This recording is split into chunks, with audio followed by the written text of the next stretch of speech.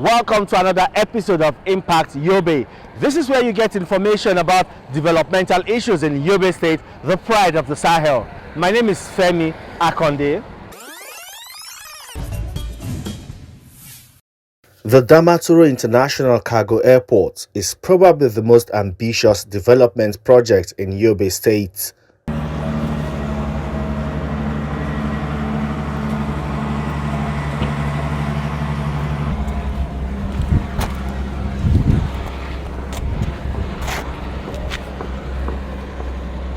The construction of the cargo airport was initiated by the administration of former Governor Ibrahim Gaidam in September 2017.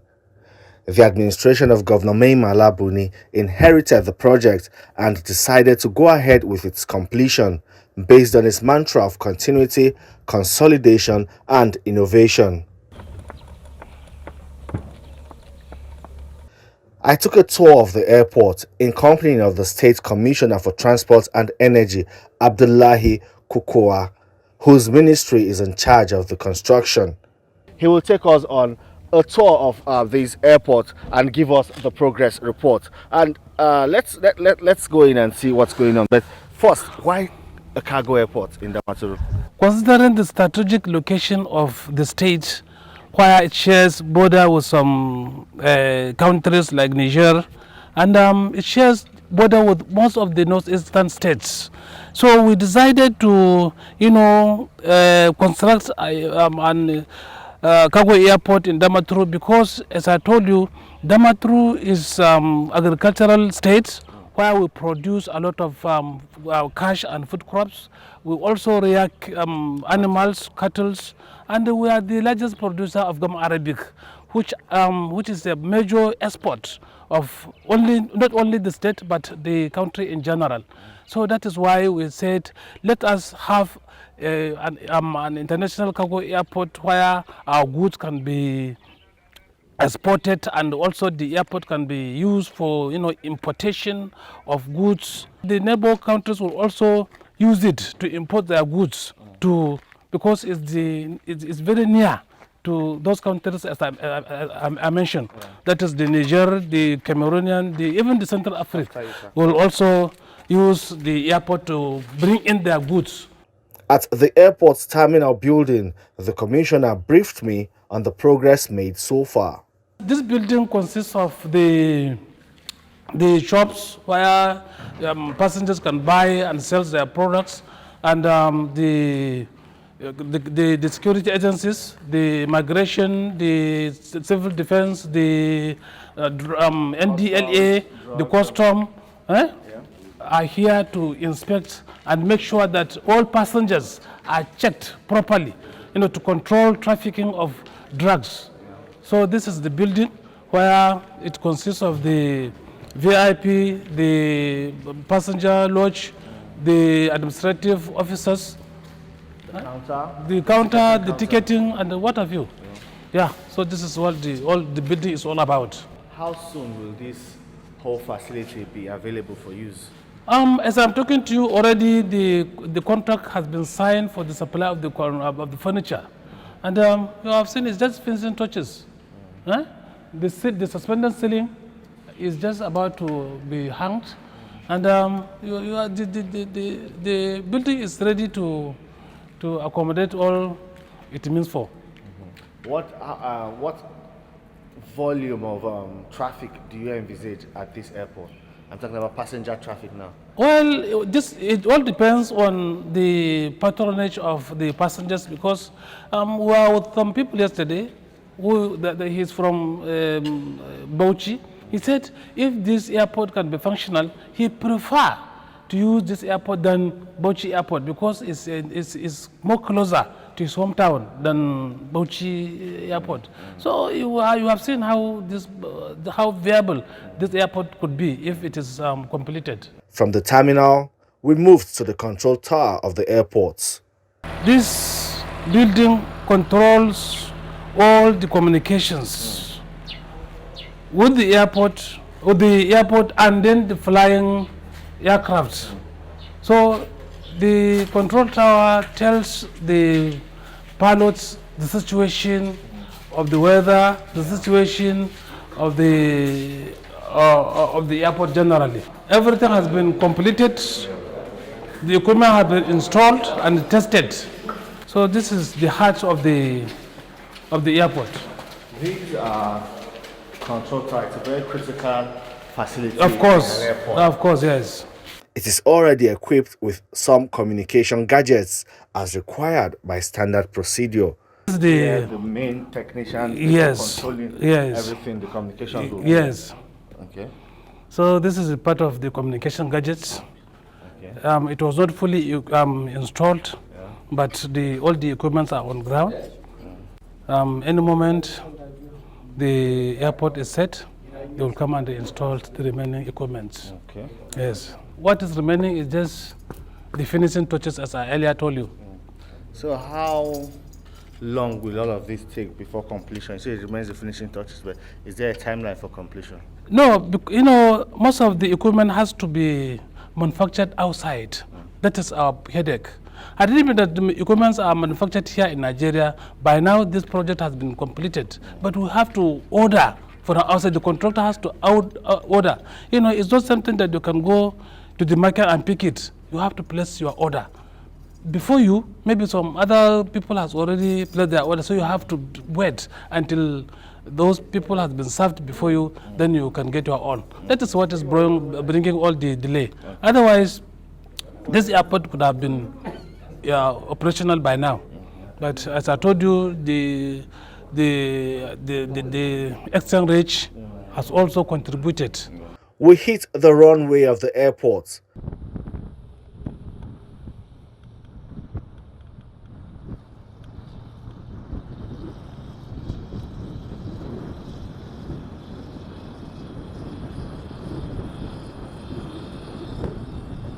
This is considered as one of the longest in the country. This is the second longest runway we have in Nigeria. Okay. It is 3.6 kilometers. It's 100% completed now. You can see it. Yeah. It's completed 100%. What is remaining now is the lightning. Okay. We have signed the agreement, and the contractor has placed its order, and the report we heard from him that the equipments are already ready for shipment. So any moment from now, the equipment will arrive Damaturu for installation. Okay. The 3.6 kilometer long runway is already completed and has recorded landing by some aircrafts. A Nigerian Air Force aircraft made the first landing on the airport on the 29th of May 2020. Dr. Mustapha Abagaidam. The permanent secretary in the State Ministry of Transport and Energy, Mustapha Abagaidam, gave me more insight about the level of work done on the project. The airport was divided into 3 sections. The road section, that is combined with the drainage. This building is also another section. And then the navigation and meteorological equipments are also another issues. While on the airport ones, if you look at it now, we have the ILS have already been installed, the DBO is installed, the Gladys are there. We have already installed about 8 antennas for the LLWAS, that is low level wind alert shared system. And then the ILS was also been installed, and the runway is 100% completed. The airport is now awaiting calibration and certification by the Nigeria Civil Aviation Authority, NCAA. Still what we need is the NCAA will come and calibrate some of this equipment to ensure that the equipments are working perfectly and out of what is required, because everything to do with the airport is a safety. As you see the control tower right now, a lot of things has to be done because contracts for the supply of other equipment to be installed at the cargo airport have been signed. We have already procured 2 trucks that are just on, they have already shipped them, which is one of the basic requirements of an airport. Virtually, by looking at all the buildings, is 100% completed. But the equipments, be furnitures and some ground troop equipments where the security scanners and what have you. And that ensures you that we have already gotten almost everything ready for the airport to be commissioned. But all these equipments were not visibly available and they're readily available in the market. They need to manufacture it. According to the permanent secretary, plans are also in place to ensure proper maintenance and effective utilization of the airport when completed. For us to make the airport to be viable, we urge and presented a memo on behalf of the state government where we said the government should provide a land for agro-allied industries to be established around the airport areas, because the cargo airport, Yobe being an agrarian state, Yobe being the mother of the livestock in the nation. So all this, for you to now carry goods, more especially cement and livestock, if we now get some agro-allied companies that were established around the airport areas, I know that the airport will be more viable and sustainable, even by the state government. But we still opted for the concession by the Federal Minister of Aviation, by the federal government. And this also is another, because recently Gombe, Jigawa, and most of these airports were being concessed back by the federal government. It is capital intensive. For us to maintain it, we need to make it to be viable and sustainable. So the council has already approved and then commended the federal state government for constructing the Cargo International Airport, which is capital intensive, and now urge the state government to provide a land for those that are willing to invest on the agro-allied industries to come and invest. The land should be given to those that wish to establish a company. Experts believe the Damaturu International Cargo Airport project is capable of turning around the economic fortune of Yobe State and the Northeast region through job creation.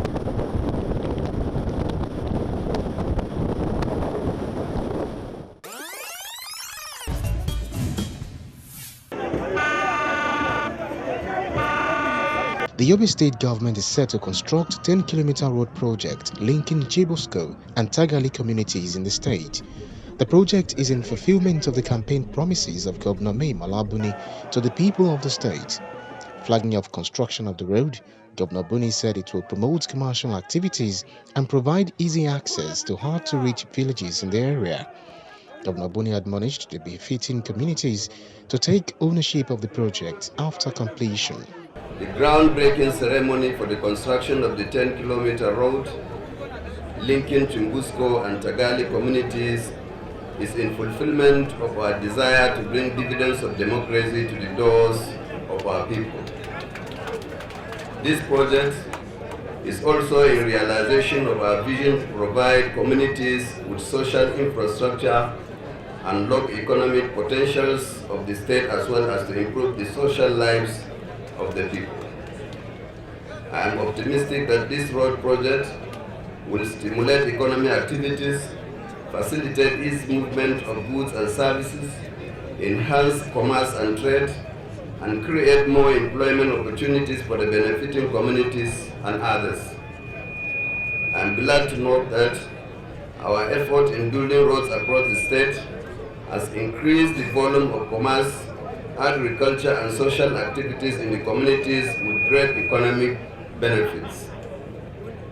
The Chimbusko-Tagali Road will boost agricultural productivity, reduce waste, and enhance accessibility to markets for farmers to get value for their agricultural produce, and to make agriculture both attractive and economically viable.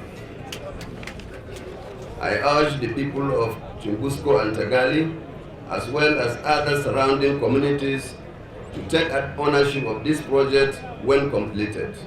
In its speech, the State Commissioner for Works, Umar Wakil, thanked God for Governor Buni in keeping to his promise and giving the community a sense of belonging.